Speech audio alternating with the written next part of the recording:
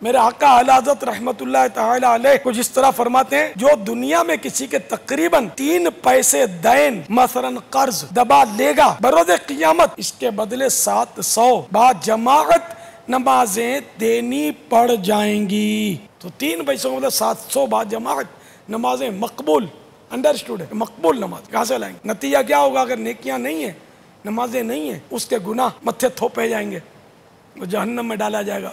کوئی سیاسی پارٹی نہیں بچا سکے گی، کوئی سیاسی لیڈر نہیں بچا سکے گا، کوئی گورنمنٹ نہیں بچا سکے گا، کوئی وزیر نہیں بچا سکے گا، کوئی بھی نہیں بچا سکے گا اللہ کے قہر و غضب سے۔ قبضہ گروپ، ان سے لوگ پلاٹ خریدتے ہیں۔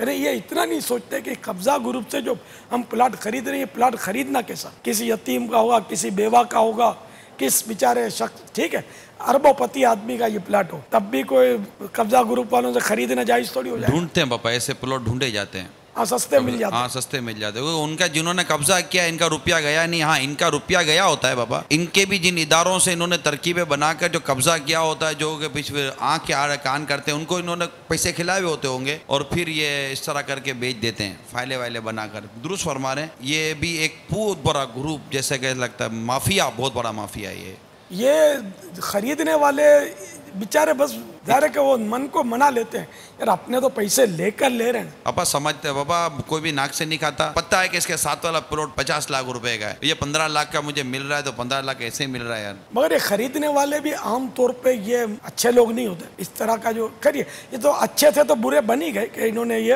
کسی کے قبضے کا، کسی کا ناجائز کیا ہوا قبضہ انہوں نے خریدا، یہ ان کو ہضم تو ہونا نہیں ہے۔ یہ تو مرنے کے بعد پتہ چلے گا، ابھی تو بلڈنگ کھڑی ہو جائے گی، یہ مرے گا تو پتہ چلے گا کہ ہائے اب کیا ہوگا۔ یہ شریف آدمی کبھی بھی نہیں خریدے گا، یہ بلڈر بعض ہوتے ہیں جو بہت پاورفل ہوتے ہیں، یعنی مافیا کا ہی جز ہوتے ہیں یہ، ان کا بھی ایک وہ رڑ بولتا ہے، رڑ ہوتا ہے۔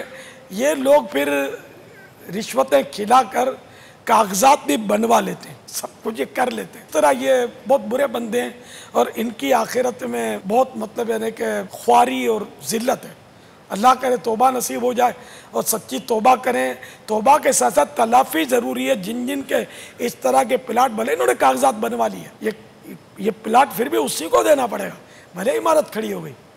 جو بھی آپس میں کمپرومائز کر لیں گے یا اس کو راضی کریں کہ یہ پلاٹ بیچ دے آپ کو اپنا، اور اب یہ جو بھی شریعت کے مطابق آپس میں سودا ہو جائے، ورنہ یہ بلڈنگ توڑ کر بھی یہ پلاٹ تو اس کو دینا پڑے گا۔ اس کا بلڈنگ بنائی تم نے غلط کیا ہے، بھلے اربوں روپے کی بلڈنگ ہو، غلط بنائی۔ ایسوں کو باپا کس طرح آپ مطلب کہ مدنی پھول عطا فرمائیں گے کہ اس طرح کے بھی معاملات میں یہ علماء سے، مفتیان کرام سے رابطہ کریں، ان کے ساتھ بیٹھیں، اور ان کے ساتھ بیٹھ کر ان سے مشورہ کر ان سے مطلب کہ رائے لے کر کوئی فیصلہ کریں؟ کیونکہ بعض اوقات آپ کے علم ہے باپا کہ ہم ان کو یہ عرض کرتے ہیں کہ آپ کاروبار کے لیے شرعی رہنمائی لیں، تو ان کے پاس ٹائم نہیں ہے۔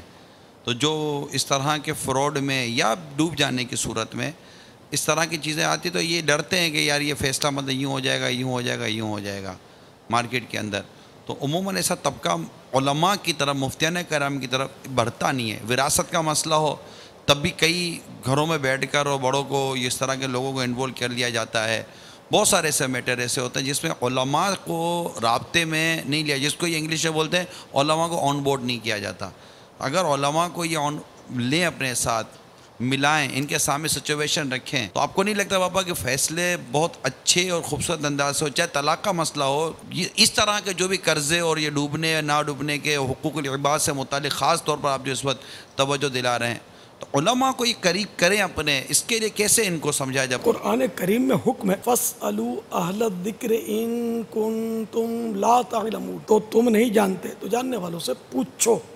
یہاں جاننے والوں سے مراد علماء ہیں، کہ علماء سے پوچھو۔ تو شرعی مسئلہ اپنی اٹکل سے بتانا یہ حرام، پھر یہ کہ ایک عوام کا شرعی مسائل بیان کرنا یہ ایک بہت بڑا مسئلے کا مسئلہ ہے، کہ اپنی قیاس سے، اپنی عقل سے شریعت کے معاملے میں مداخلت کرنا، اس کی حدیثوں میں کافی وعیدیں آئی ہوئی۔ میں بابا بیچ میں آ کر آپ سے معذرت چاہوں گا، اس کو شرعی مسئلہ سمجھنا یہ سب سے پہلا ایک مسئلہ ہے۔ یعنی اگر ہم اس طرح کے کسی بھی تجارتی یا اس طرح کے لوگوں سے بات کریں یار کاروبار کا مسئلہ ہے، کوئی نماز کا مسئلہ ہو، زکوٰۃ کا مسئلہ ہو، کوئی اس طرح کا حج کا مسئلہ ہے تو ٹھیک ہے. اب یار تجارت کا مسئلہ ہے، مارکیٹ کا مسئلہ ہے، مارکیٹ ٹرینڈ کا مسئلہ ہے، یہ ہم تاجر ہو، تو ان کو اس بات کو باپا باور کروانا کہ یار یہ جو آپ کر رہے ہو نا یہ بھی شرعی احکام کے تحت ہی ہو سکتا ہے، یہ ان کے ذہن میں ڈالنا بہت ضروری ہے.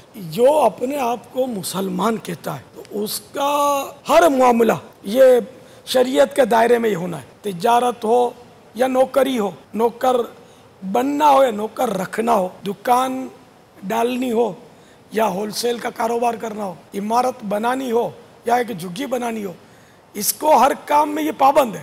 یہ شریعت کا، یہ اسلام کا پابند ہے. تجارت کو اسلام سے مائنس کیسے کیا جائے گا؟ آپ نے مزید وسعت کیا بابا، یعنی ایک بلڈر بلڈنگ بنا رہا ہے، تعمیرات کر رہا ہے، پلاٹ لے رہا ہے اور اس پہ اس کو کنسیشن کرنی ہے، تو اس میں یہ کانٹریکٹر اور آرکیٹ جو ڈیزائنر ہیں سب کو کے ساتھ ساتھ مطلب یہ کسی مفتی سے اور کسی عالم سے بھی مشورہ کر رہی ہے. ظاہر ہے کہ مطلب شریعت کے مطابق ان کو کرنا ہے، شریعت کے مطابق کرنا ہے، اور شریعت کے مطابق اسی وقت یہ کر پائیں گے جب خود علم ہوگا. یا علم نہیں ہے، انہیں علم دین نہیں ہے تو علماء سے مشورہ کریں. صلو علی الحبیب صلی اللہ تعالی علی محمد. مجھے اپنی اور ساری دنیا کے لوگوں کی اصلاح کی کوشش کرنی ہے انشاءاللہ.